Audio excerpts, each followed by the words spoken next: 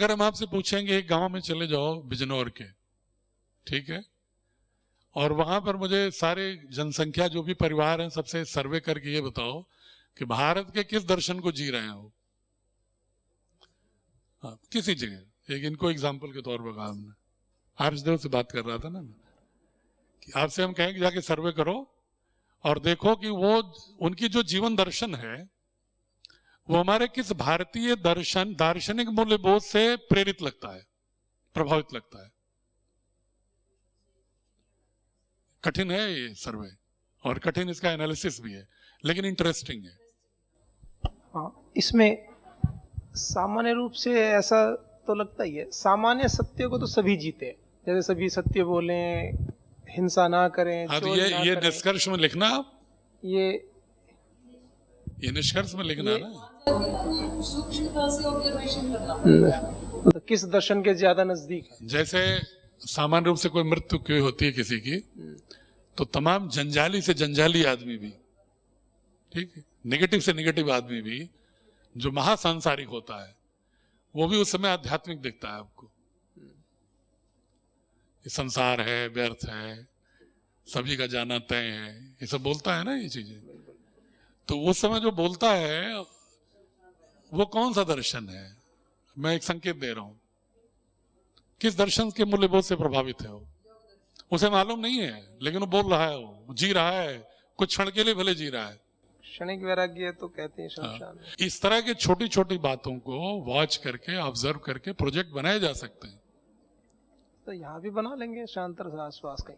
हाँ, कहीं बना लीजिए, ये अपने सामने कॉलोनी है, बना लीजिए, कहीं बना लीजिए। अच्छा, अब जैसे ऋग्वेद के उन्हीं ऋचाओं को, मंत्रों को सामवेद में संगीतात्मक ढंग से रखने की ऋषियों को क्या आवश्यकता पड़ी? इसी में करिए प्रोजेक्ट।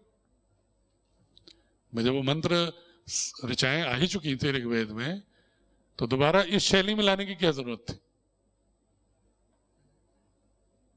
प्रोजेक्ट हो गया। तो कोई ऐसा विषय नहीं है जिसमें प्रोजेक्ट ना बन सकता हो। साइंस में तो बहुत आसान है, हिस्ट्री में बहुत आसान है, ज्योग्राफी में बहुत आसान है, इकोनॉमिक्स में तो बहुत ही आसान है, ये इंटरेस्टिंग भी है। लेकिन अब जैसे कोई कहे कि व्याकरण में कैसे हो सकता है, ठीक है, एक प्रश्न ये भी कठिन हो सकता है कि व्याकरण में कैसे होगा। व्याकरण में और आसान है। मनुस्मृति में कितने प्रक्षेप हैं? काफी सारे, उसमें तो बहुत सारे श्लोक वो प्रक्षेप कैसे निकलते हैं? प्रसंग से पता चल भी जाता है। नहीं, सिर्फ प्रसंग ही नहीं होता, लिंग्विस्टिक भी है। अच्छा, जो एक हमारे वांग्मय शास्त्र जो है एक क्षण विशेष में तो लिखे नहीं गए, या प्रक्षेप भी जो है तो अचानक तो हुए नहीं, कालखंड के साथ साथ उसमें समावेश हुआ है। आप देखिएगा भाषा भी विकसित होती है कालखंड के साथ साथ, उसमें परिवर्तन होते हैं। तो जिन्होंने भी मनुस्मृति के प्रक्षेपों को निकाला है 186, उन्होंने संस्कृत व्याकरण के आधार पर और भावों की निरंतरता के खंडित होने के आधार पर, दो ही आधार पर निकाला है।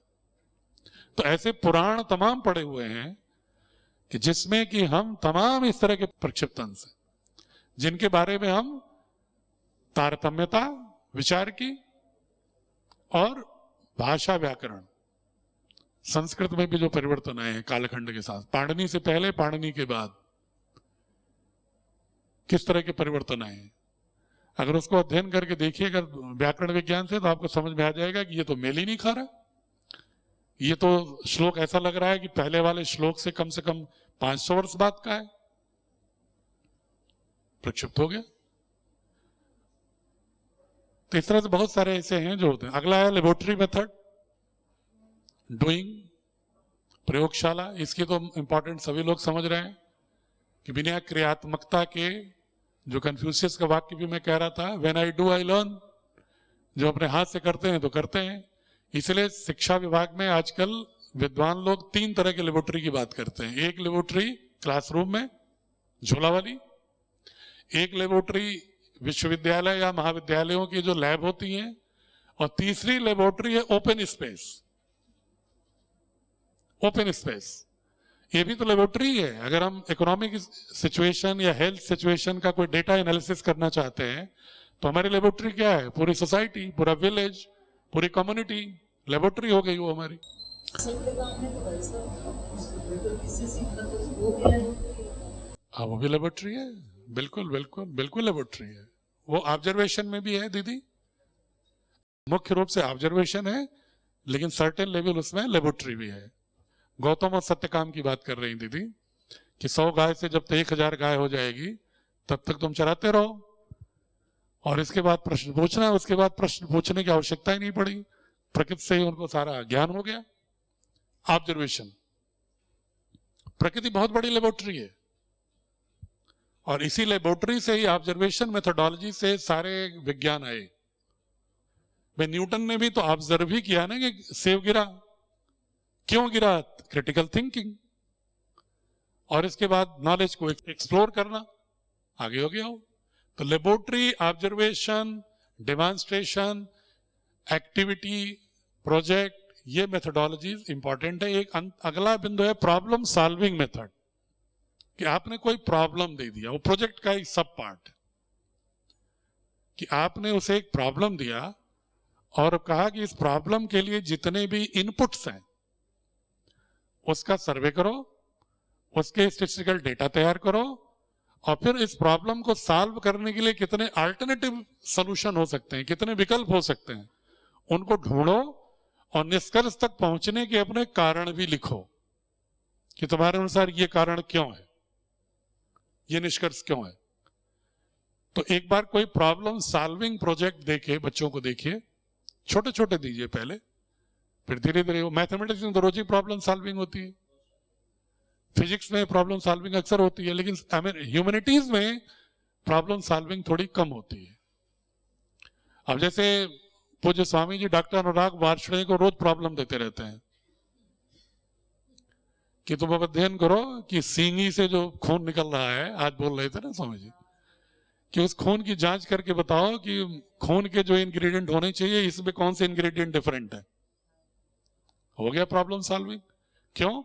कि जब वो पता चलेगा कि इंग्रेडिएंट जो नॉर्मल ब्लड के जो इंग्रेडिएंट्स हैं उससे अगर डिफरेंट इंग्रेडिएंट इसमें हैं तो हैं कौन, इसके कारण से ये रोग हो रहा था उसको, अब इसके उपचार के लिए कौन सी औषधि जरूरी है, सॉल्विंग की ओर बढ़े।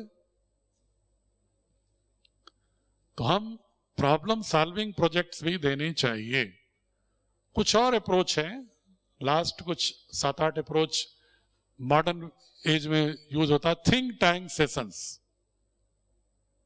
जैसे चल रहा है ये थिंक टैंक सेशन, सेमिनार्स, हम लोग भूल गए हैं कि seminar, think tank sessions, panel discussion, symposium, library research, surveys, exposure visit, internship, ये लर्निंग के बहुत ही इंपॉर्टेंट इंग्रेडिएंट। थिंक टैंक ये होता है कि जैसे आपने कोई एक विषय दिया, और एक छोटे से ग्रुप को आपने डेडिकेट किया कि अब सब लोग अपने अपने विचार इस पर दो, और कलेक्टिव विजडम के तहत उसकी रिप्लाई हमको लाके दो, हम नहीं बताएंगे तुम्हें। जैसे आप मान लीजिए पतंजलि योग दर्शन पढ़ाने आई और आपने कहा कि हम पतंजलि योग दर्शन को अथ योगानुशासन नहीं करेंगे शुरू, हम एक दिन पहले, जैसे मैं सोशल स्टडीज हेग वाली बात कर रहा हूं, वो क्या करते थे वहां के प्राचार्य प्रोफेसर, हम लोगों को एक दिन पहले मेल करते थे कि कल इस पर लेक्चर होगा, ठीक, और उसके लिए कुछ रेफरेंसेस हमें लिख देते थे, ये रेफरेंस है, और डिजिटल लाइब्रेरी की बुक्स हैं। हम लोगों का काम ये होता था कि अपने हॉस्टल में ही रह के उसको सर्च करके एक बेसिक तैयारी कर लेना। फिर जैसे ही प्रोफेसर आते थे क्लास में तो रैंडम किसी से कहते थे कि now you present about the chapter. अब वो चैप्टर प्रेजेंट करता था, जैसे मुझे कह दिया, मैंने प्रेजेंट किया, अब प्रेजेंट किया, डिस्कशन स्टार्ट हो गया, क्वेश्चन शुरू हो गए, क्यूरियोसिटी शुरू हो गई। अब प्रोफेसर साहब बगल में बैठे हुए सुन रहे हैं, जहां जरूरी हस्तक्षेप होता था हस्तक्षेप करते थे, और फिर लास्ट में 15 मिनट्स में निष्कर्ष बता देते थे। तो होता क्या था कि अगर उन्होंने 1 घंटे में, क्लास है 40-45 मिनट 50 मिनट का, 20 मिनट 25 मिनट वो चैप्टर्स पर डिफरेंट लोगों से डिस्कशन कराते थे, प्रेयर असाइनमेंट देके, और इसके बाद काफी चीजें उन्हीं से निकल जाती थी। शेष जो बचा रहता था उसको समराइज करते हुए प्रोफेसर लास्ट में बता देते थे। कोई नहीं सोता था, एवरीबडी वाज इंगेज। इसी को शुरू में कहते हैं इंगेजिंग। इंगेज रखो सबको, बच्चों को। इसी तरह सिंपोजियम, पैनल डिस्कशन, आपको जो लगता हो, जैसे मान लीजिए कोई फिलॉसफी का कोई चैप्टर ऐसा है कि आपको लगता है कि बहुत कठिन है, ये बच्चे नहीं समझते हैं, आप उससे पैनल डिस्कशन रख लो ना, उससे सेमिनार रख लो अलग से, सिंपोजियम रखो इवनिंग क्लास में। आपकी तो बोर्डिंग है, इवनिंग में किसी जगह क्लास में रखो और सिंपोजियम का सब्जेक्ट रख दो, उस पर चर्चा कर लो। सेमिनार सिंपोजियम दोनों भाई बहन हैं। सेमिनार्स में जैसे मान लीजिए कोई एक लेक्चर 3 वक्ता आ गए, सेमिनार हो गया। सिंपोजियम में है कि आपने चर्चा को इनिशिएट किया, anybody can speak. Library search तो सभी लोग जानते होंगे, डिजिटल लाइब्रेरी से सर्च करते हैं मटेरियल, कितने लोग करते हैं ईमानदारी से बताएं। पढ़ाने से पहले क्लास में उस विषय से संबंधित कुछ और चैप्टर्स क्या हो सकते हैं, जैसे सपोज आप वेदांत पढ़ाने जा रहे हो, तो वेदांत से मिलता जुलता दर्शन क्या दुनिया के किसी यूनान में, अवेस्ता में, ताओइज्म में, कन्फ्यूशिज्म में, जैनिज्म में, बुद्धिज्म में कहीं आया था क्या कि नहीं आया? जुरथस्ट में आया कि नहीं आया? सर्च करना चाहिए। कम जाते हैं लोग। आजकल तो डिजिटल लाइब्रेरी भी है। कुछ ऐसे होते हैं जिसमें फ्री एक्सेस होता है, कुछ ऐसे होते हैं जिसमें कि थोड़ा पेमेंट के साथ एक्सेस होता है। लेकिन आप सर्च करिए, कोई मटेरियल आपको मिलेगा, डिफरेंट टाइप्स ऑफ मटेरियल मिलेंगे। आप उसको अध्ययन करिए, फिर उसको अपना प्रोडक्ट बनाइए, इंटरनलाइज करिए, फिर उसमें देखिए कि बच्चों को कैसे हम रिलेट करके दे सकते हैं। एक्सपोजर विजिट जरूर दिखाना चाहिए, भ्रमण कराना चाहिए स्थलों का। और इंटर्नशिप होती है किसी विषय में, योग में होती है, कायदे से हर जगह इंटर्नशिप कराना चाहिए। इसको प्लान करिए परमार देव जी कि फिलॉसफी में कैसे इंटर्नशिप कराएंगे।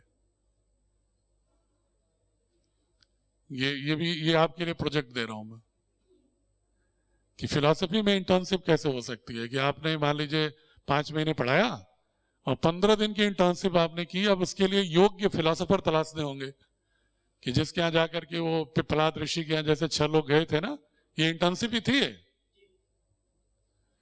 कि उनके गुरुओं ने कहा कि हमने जितना ज्ञान देना दे दिया, अब जाओ वहां अगला एक्सप्लोर करो, वहां तुम्हारा मैच्योर होगा नॉलेज। तो हमारे प्राचीन शास्त्रों में आज की समस्त पद्धतियों की झलक मिल जाती है। ढूंढने की बात, ये अंतिम शब्द जो एजुकेशन है, लैटिन का वर्ड है। एजुकेशन शब्द जो है लैटिन का वर्ड है। इसके मीनिंग क्या है एग्जैक्ट? भीतर से बाहर धकेलना।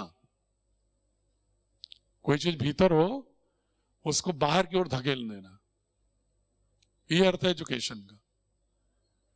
तो हमें शिक्षकों को वही मेथोडोलॉजी अपनानी चाहिए, पद्धति अपनानी चाहिए, जिससे हम बच्चे के अंदर जो इंट्रिंसिक कैरेक्टरिस्टिक है, जो लेटेंट पोटेंशियल है, जो स्पेसिफिक एसेंशियल प्रॉपर्टीज हैं उसकी, उसको प्रज्वलन के लिए हम फ्लेम दें। यह प्रयास होना चाहिए। विवेकानंद जी कहते थे कि प्राचार्य की भूमिका सिर्फ यह है कि जैसे बीज है, भूमि में डाल दिया गया, उसकी निराई, गुड़ाई, सिंचाई, ताकि वो बीज को हम एप्रोप्रिएट एनवायरनमेंट दें और वो आगे ग्रोथ हो जाए उसमें।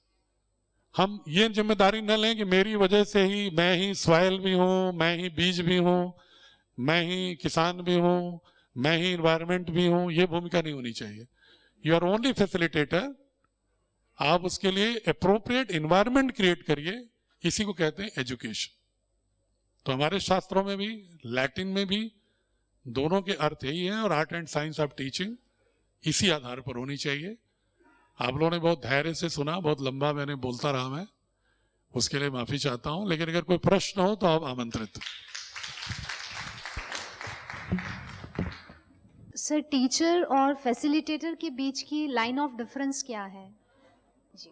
जब लर्नर पार्टिसिपेट करता है, active participation, where active participation of learner is ensured, then the teacher is a facilitator. When learner is a passive partner, then you are only teacher, one way teaching, one way omitting. Sir, I have one more question. Sir, learning principle के अंतर्गत आपने जो first principle बताया था, it was recognizing, identifying and fostering the unique capabilities of each student. तो जब बच्चा class में एंटर करता है और when it is the first session और the first class of a teacher with the student, should the teacher conduct any kind of activities?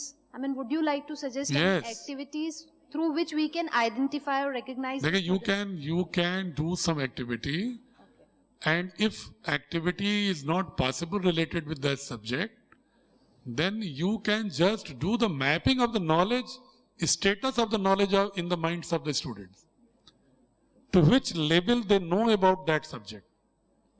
एक preliminary survey, preliminary mapping must be there. Then only you can assess which kind of science of teaching you must follow in the class. Thank you, और sir. किसी को? जैसे हम वैदिक शिक्षा पद्धति की बात करते हैं तो उसमें वर्तमान समय में तो स्टूडेंट सेंट्रिक अप्रोच की बात ज़्यादा होती है, टीचिंग मेथोडोलॉजी की बात करते हैं, और वो थोड़ा बहुत हमने पढ़ा है तो उसमें कुछ इस तरह का आक्षेप कुछ हमारी पुरानी पद्धति में कि वो टोटली टीचर सेंट्रिक अप्रोच हुआ करती थी पहले, तो क्या ऐसा कोई बीच का रास्ता? आपका संजय, आपका जवाब ऋग्वेद के जो 10वें मंडल का 71वां सूक्त का 7वां मंत्र हमने शुरू में लिखा था ना, अक्षणवंत कणवंत।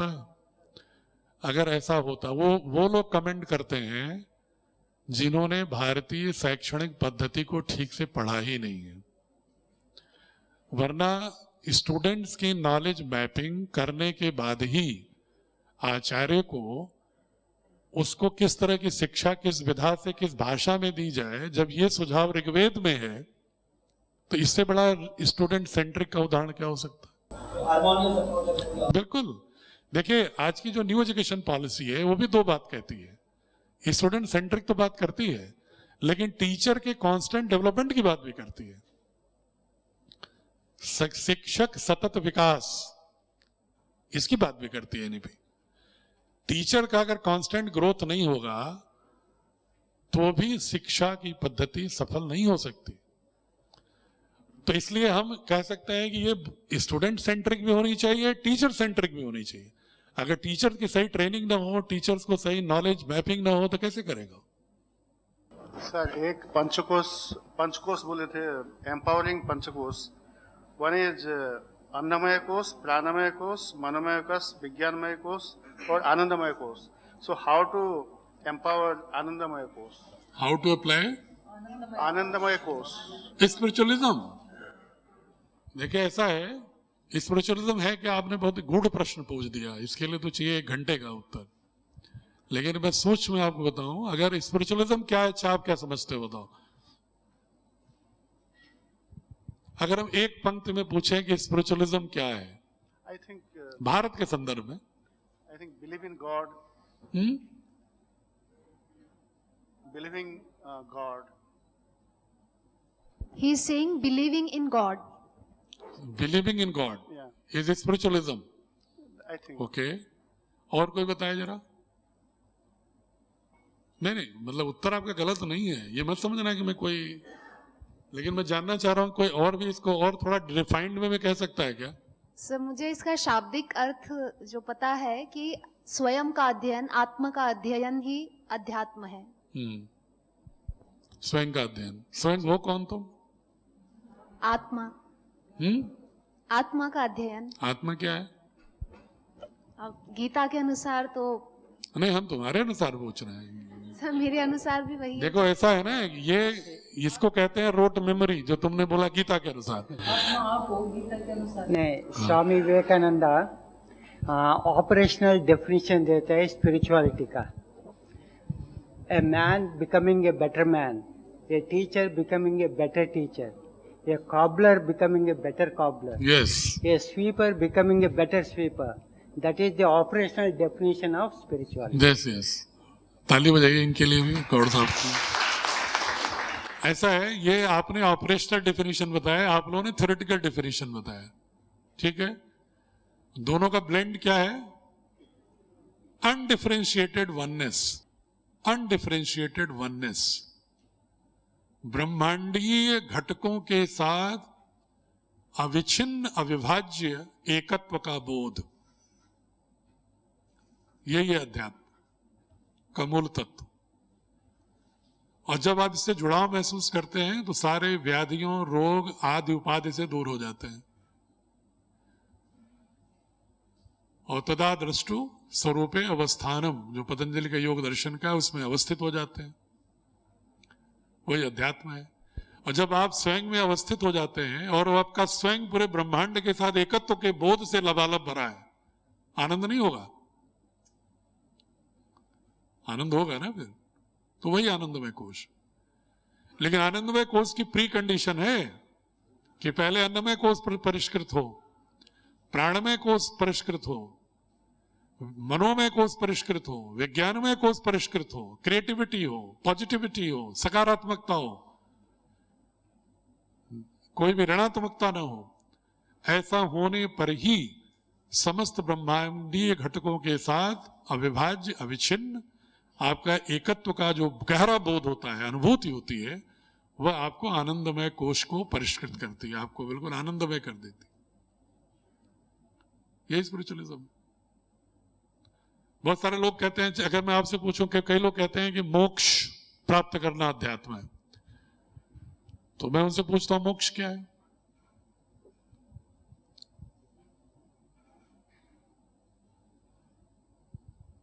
मोक्ष क्या है? मोक्ष से लिबरेशन, आई थिंक। लिबरेशन। क्या? लिबरेशन। वो मोक्ष तो तुमने भाषा बदल दिया बस। सर मोक्ष निवृत्ति है। मतलब you just change the language, define तो किया नहीं। आप सोचो, मैं अपनी ओर से अंतिम प्रश्न ही पूछ रहा हूं, बाकी नहीं पूछूंगा, वक्त मैं जानता हूं आपका भी महत्वपूर्ण है। मोक्ष क्या है? ये बड़ा डिबेटेबल टॉपिक है कि मोक्ष है क्या। बोलते सभी लोग हैं मोक्ष प्राप्त करना उद्देश्य है, मोक्ष प्राप्त करना उद्देश्य। सर पुनरागमन से मुक्ति, है? पुनरागमन से मुक्ति को मोक्ष कह सकते हैं। पुनरागमन से मुक्ति, अच्छा, परमात्मा के अस्तित्व में विलीन हो जाना। ये this is the religious definition of मोक्ष। सर हम तो रिलीजियस से जुड़े हुए हैं। This is religious definition of मोक्ष। मैं स्पिरिचुअल डेफिनेशन ऑफ मोक्ष मांग रहा हूं, पूछ रहा हूं आपसे। सर मोक्ष निवृत्ति है। निवृत्ति है। पहुंच रही हो तुम, गुफा की ओर प्रवेश किया तुमने, तारे टिमटिमा रहे हैं, थोड़े आगे बढ़ो। आसक्ति पूर्ण चंद्रमोहन कुछ कहना चाह रहे हो? हाँ, आपने बहुत अच्छा बोला, ताली बजाइए पुनिया जी के लिए। चंद्रमोहन क्या बोल रहे थे? हाँ? छूटना। हाँ, तुम तो शाब्दिक अर्थ बता रहे हो यार। ठीक है, वो तो उन्होंने बता दिया। तो फिर बैठ जाओ। बिल्कुल ठीक कहा आप लोगों ने। मैं जो डिफाइन करता हूं, मैं नहीं कह रहा हूं मेरा डिफिनेशन फाइनल है क्या है, लेकिन इस पर विचार करिएगा। मेरी डिफिनेशन है जो मैंने एक शब्द पहले बोला था पढ़ाते, मतलब आपसे चर्चा करते समय, प्रकृति प्रदत्त सामर्थ्य का सहज स्वतः स्फूर्त सर्वभूत हिते रता में प्रवहमानता, लभंते ब्रह्म निर्वाण मृष्य क्षीण कल्मसा छिन्न दयदायतात्मान सर्वभूत हिते रता। यही मोक्ष है। आपके पास जो सामर्थ्य है उसका स्वतः प्रवाह होना चाहिए आपके परिवेश की उपादेयता के लिए, तभी आप मोक्ष को प्राप्त करते। और ऐसा होगा तभी जब आप अनासक्त होंगे। आसक्ति नहीं होगी तभी ऐसा होगा। जैसे इसका उदाहरण क्या है कि मनुष्य के अलावा सभी मोक्ष प्राप्त कर लेते हैं, मनुष्य ही नहीं कर पाता, उसको बड़ा प्रयास करना पड़ता है। वृक्ष है, आप उसको पत्थर मारोगे फल दे देता है, उसके बाद सामर्थ्य है फल का, फल दे देता है, छाया का दे देता है, ऑक्सीजन का दे देता है। प्रतीक्षा करता है क्या उसे मांगो ऑक्सीजन तब देगा वो, या छांव जो उसके पास जाओगे सतह दे देगा बिना किसी विभेद के। उसका जो प्रकृति से प्राप्त सामर्थ्य था उसको सर्वभूत हिते रता में उसने प्रवाह कर दिया, सतह स्फूर्त सहज, सायास नहीं। मैं इसको मोक्ष मानता हूं। 2 दिन का पहले अब ये तो हाँ, तो मनुष्य के पास दिमाग ज्यादा हो गया इसलिए विकल्प ज्यादा हो गए हैं। जो अगर आप सोचिए जो दिमाग वाले लोग हैं वो संग्रह करके रखते हैं, अगर उनसे पूछा जाए संग्रह की क्या उपादेयता है तो मूर्ख साबित होंगे वो।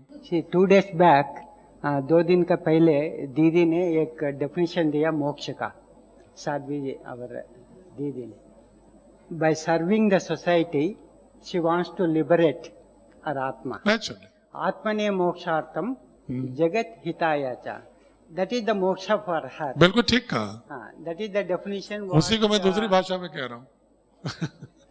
वो डेफिनेशन इवन रामकृष्ण मिशन का आइडियोलॉजी है, विजन है सेंटर का, हर एक Vivekananda institute across the globe and Ramakrishna Mission in Belur Math. तभी तो विवेकानंद जी कहते थे ना कि दरिद्र नारायण की सेवा ही सबसे बड़ी सेवा है, ईश्वर प्राप्ति का साधन है, वही आत्मा मोक्षार्थम।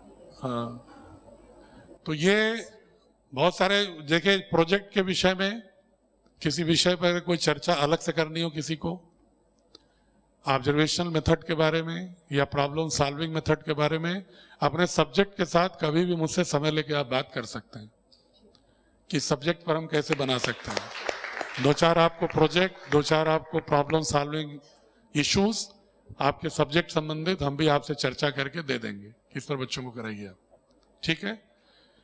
लेकिन अपने भारतीय जो दीदी ने बताया था गुरुकुल पद्धति को, वह फाउंडेशन है विश्व की समस्त शिक्षण पद्धतियों की विधाओं का, वही स्रोत है, गंगोत्री वही है। आज फिनलैंड उसी को अपना रहा है। सबसे बड़ी पेडागॉजी का जो माना जाता है, excellence of pedagogy is suppose to be in Finland, और वो एक्सटेंशन ऑफ गुरुकुल पद्धति। तो इसलिए हमें आप और भी तलाशिएगा कि आपके जो प्राचीन पद्धतियों में जो दूसरे शब्द में कोई बात कही गई है, आधुनिक शब्दावली में उसको दूसरे रूप में कैसे कहा जा रहा है, तो आपको अपने अतीत के प्रति भी गौरव का बोध होगा। बहुत बहुत धन्यवाद।